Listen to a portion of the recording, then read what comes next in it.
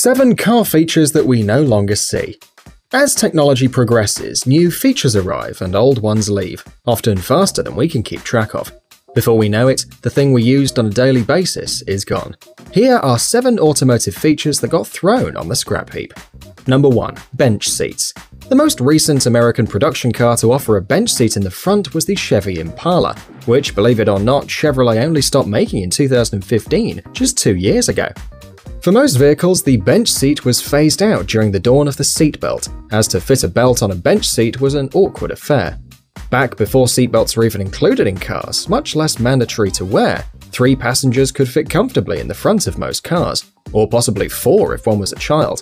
These days, doing that is highly illegal in most developed countries, although a lot of third world countries still do it. In the event of an accident, the bench seat is a disaster, offering the occupant very little support, and the chairs often folded in on themselves. Number 2. Tail fins. Cars designed inspired by planes seem to be a bit dated these days, but it was once all the rage. Saab sold themselves pretty much on the fact that they made fighter jets in their spare time, but I can't honestly think of any examples like that these days. In the past century, however, it was all the rage, especially tail fins. General Motors design chief Harley Earl is thought to have been the brainchild of tail fins, making the 1942 Cadillac Series 62 sedan feature them, inspired by the famous World War II plane, the Lockheed P-38 Lightning. 5 years or so later, most people had had enough of the war style, with fins becoming more and more space-age instead. Tail fins became larger and larger, leading to some really bizarre vehicles, until they fell out of fashion in the 60s. In 2017, I couldn't find any examples of cars that still have them, although the Cadillac XTS from 2012 does hark back to the design somewhat. Number 3. Antennas. Seriously, when was the last time you saw a modern car with a folding antenna? It seems to be something to be proud of, the longer the antenna, the better. Pioneered mainly with Japanese brands obsessed with technology on cars, having an electric folding antenna on a car demonstrated how high-tech you really were. Nowadays, cars still have antennas, but they look completely different, often embedded into car windscreens or routed to the back of the car through a shark fin or bee sting type aerial, which the sat-nav can use too. To be honest, it's not much of a great loss having these things gone. Most of the automatic telescoping antennas made an awful noise when you turned your radio on, and just caused extra drag when driving. Still, it was fun to see them go up and down on their own. Number 4. Split front windscreens. The split windscreen was thought to have been made for cost reasons due to the fact that it's cheaper and easier to make a split windscreen than one piece of glass. General Motors introduced this on most of their vehicles in 1936. These days, the split screen has become an iconic must-have item on classic vehicles, notably the VW Camper. Split screens are no longer legal for production, and even if they were, glass manufacturing technology has come on a long way.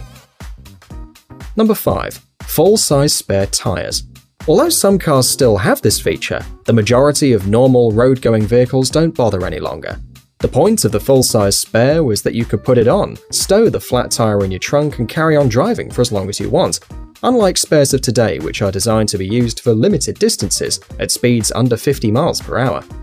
Most, being forgetful or lazy, didn't quite do this correctly though, leaving on their spare for months or even years without replacing it. That being until they get their next puncture and realize they've got a flat tire in the boot. Still, it tends to be tough or off-road type vehicles which have these, mainly due to the wear and tear that a 4x4 could experience on the trails. Number 6. Fender mirrors. Fender mirrors are actually a cool idea, allowing drivers to keep their eyes looking forward on the road when driving.